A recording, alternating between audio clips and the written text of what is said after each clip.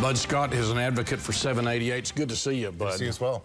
Seeing you out on the campaign trail. Tell us a little bit about your company that has been in position as kind of a progressive trade association and why you're involved in the SQ 788 battle. Absolutely. Well, I'm an attorney here in Oklahoma City, and I've represented clients in the cannabis industry in Colorado primarily for the last several years. Then worked with clients here in Oklahoma that have both invested in other states and are looking to really develop the medical cannabis market here in Oklahoma.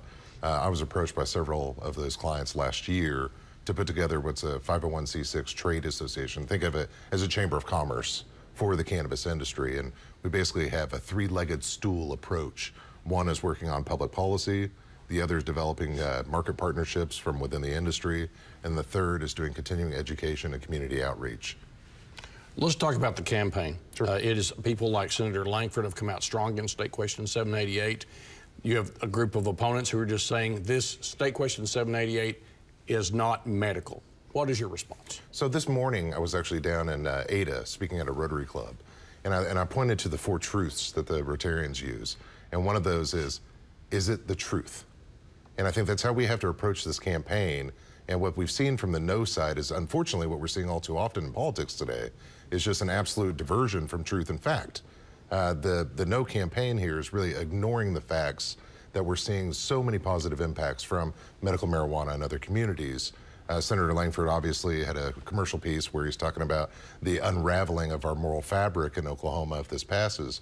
What I would point to is that we have 30 states, the District of Columbia, that have legalized medical marijuana. Some of those we'll just cite to the entire West Coast: Oregon, Washington, California, Nevada, and now we're almost looking at Utah, Alaska as well.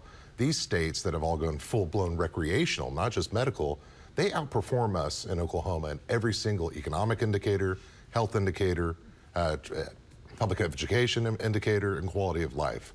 So society is doing okay in those states. And I think that this is kind of a throwback reefer madness kind of hysterical approach they're taking here. And we think it's really unfortunate because we're talking about a potentially multi-billion-dollar industry here in Oklahoma. And if it weren't called marijuana, wouldn't we be opening our doors wide open for this? It's an interesting question that you pose, but let's set it aside for just a moment. There's the debate over medical marijuana, and then there's debate over State Question 788. Sure. Some of the folks are no's in the opposition. Well, they're not anti-medical marijuana, they say. They just don't like 788, thinking it's just not tight enough in terms of the restrictions and who can get medical marijuana. Senator Langford said the other day, it's full-blown recreational. Your response to that? Oh, that's just fundamentally false. As someone who's actually a specialist in this industry, there's two programs. There's a recreational program, there's a medical program. The fundamental distinction between the two is that a medical program requires a physician's recommendation. A recreational program, you can be 18 or 21 and go in and buy that product with no restrictions. That is the only difference between a recreational and a medical program.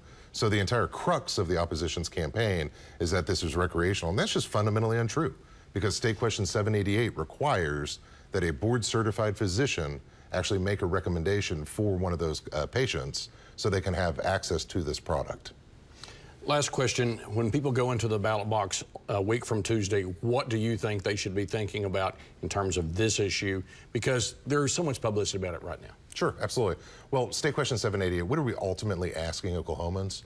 We're asking them if they believe that their fellow Oklahomans, their family members and friends, should have access to medical marijuana that's prescribed or recommended by a physician to alleviate their medical conditions, and also to approve Oklahoma businesses to be able to cultivate, process, manufacture, distribute marijuana in Oklahoma legally. Bud Scott, nice to see you. Good to see you as well. Good luck out there on the campaign trail. I'm sure we'll be seeing you again. Absolutely, I hope so. See this again at news9.com/yourvotecounts. We're going to do a lot more on this coming up.